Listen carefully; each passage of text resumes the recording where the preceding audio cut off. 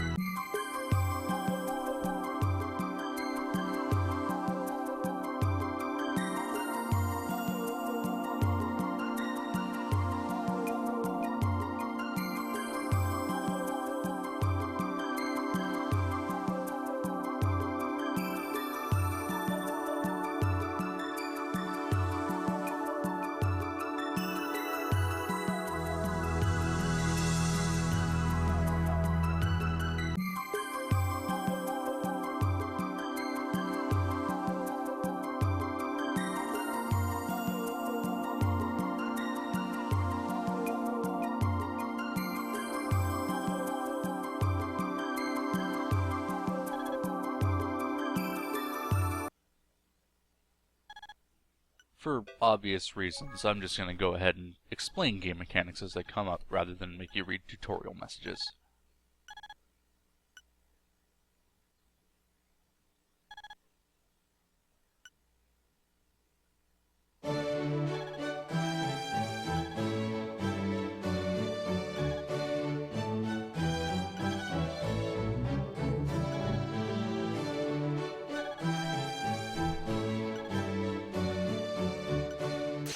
And so our quest begins with a bang. Like most RPGs, battles are randomly encountered, but unlike most RPGs, battles in Half-Minute Hero are played out automatically. Both heroes and enemies alike run headlong at each other until one is catapulted into the stratosphere. As you just saw, you can wander into towns as well to talk to the townsfolk and buy food, equipment, or items. Eating food, like the herb I picked up on that boat a while ago, will instantly refill all of your health, though the downside is you can only carry one item at a time. We've completed our quest and leveled up to boot, and we're railroaded away from that town over there, so for the time being, let's just go and return to the king.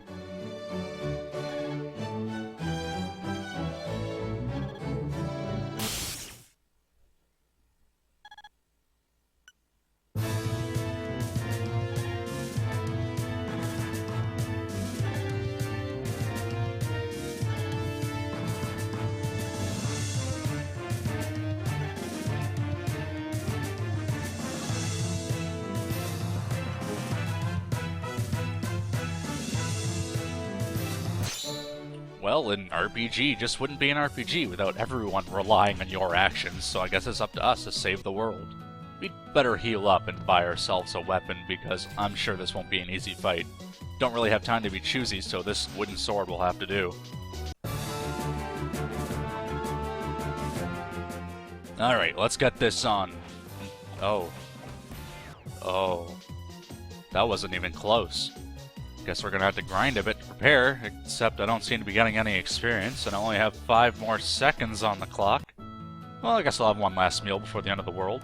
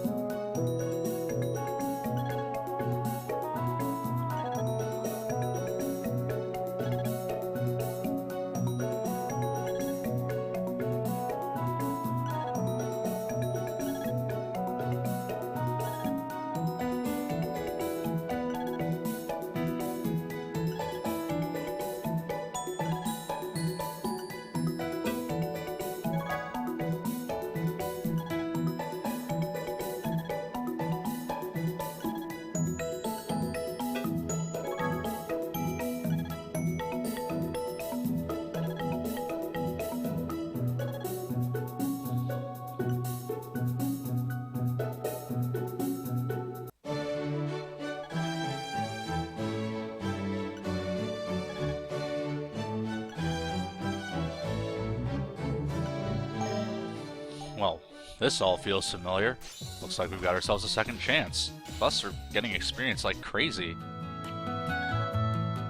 Thankfully, the time goddess here. She stops time while we're in a town. This is very convenient, because you'll be entering them a lot to buy items and find out what's going on in the map.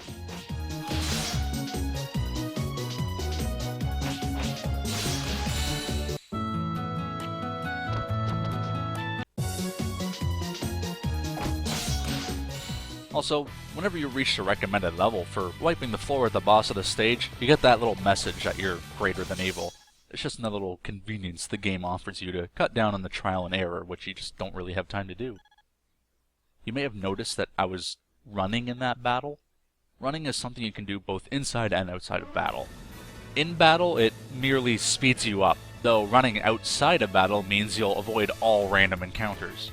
Running regardless of location, though, drains your HP, so use it somewhat sparingly.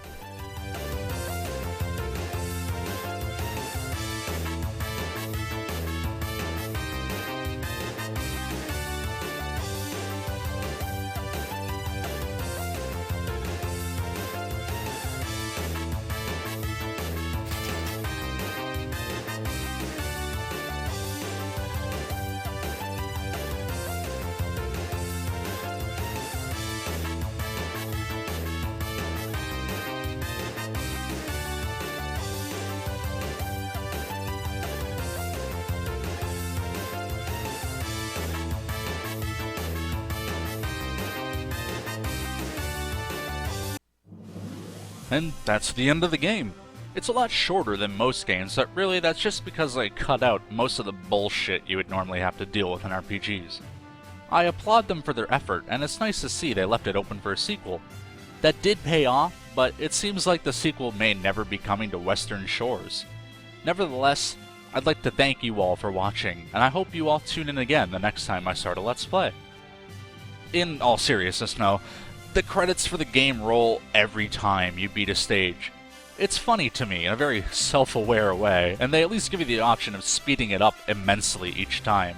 However, for the sake of fluidity, aside from this one that I left in, for posterity's sake, I'm going to edit them out so you guys don't have to watch them go by every time, no matter how fast they are.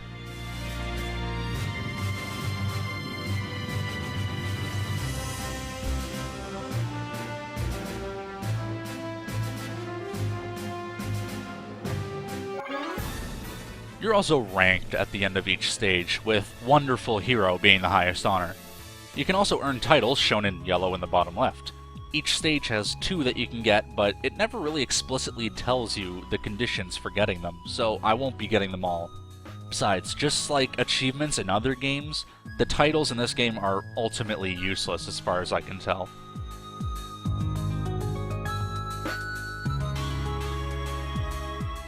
Now, in between stages, we get to interact with our caravan. Each member does something different, with the time goddess oddly being the most worthless one. She'll let you read over the chat log of the mission you just completed, which you never need to do. The professor here will go over any special items you can get in the stage you just played.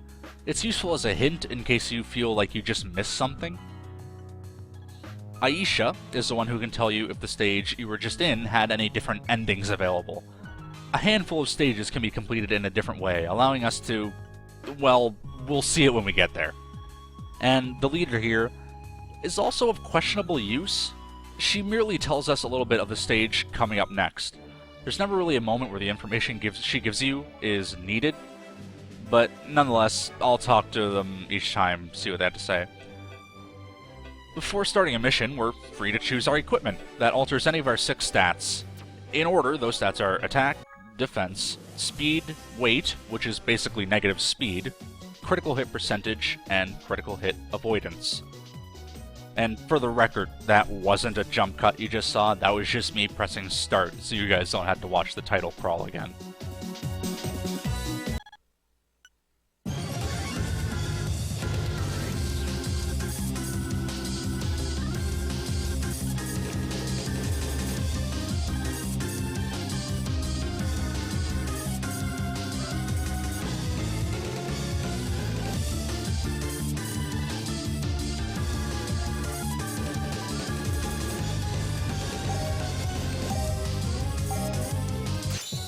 This stage introduces two more things to the mix.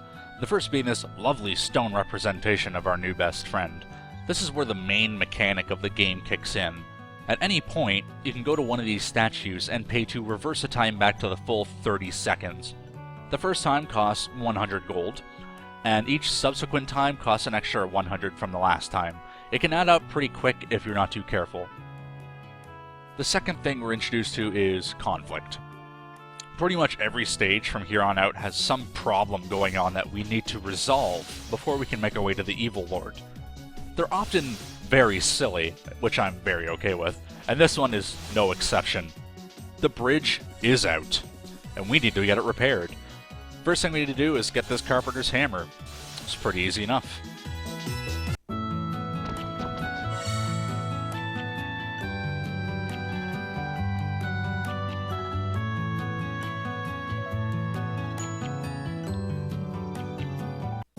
Well, how about that? The bridge is fixed instantly. Things are looking up.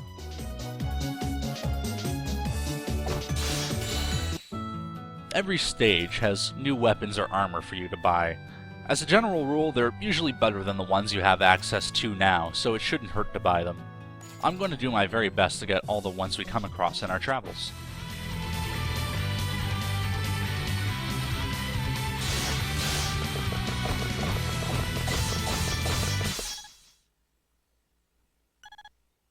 Darn you to heck. Another example of the brilliant writing I love so much in this game.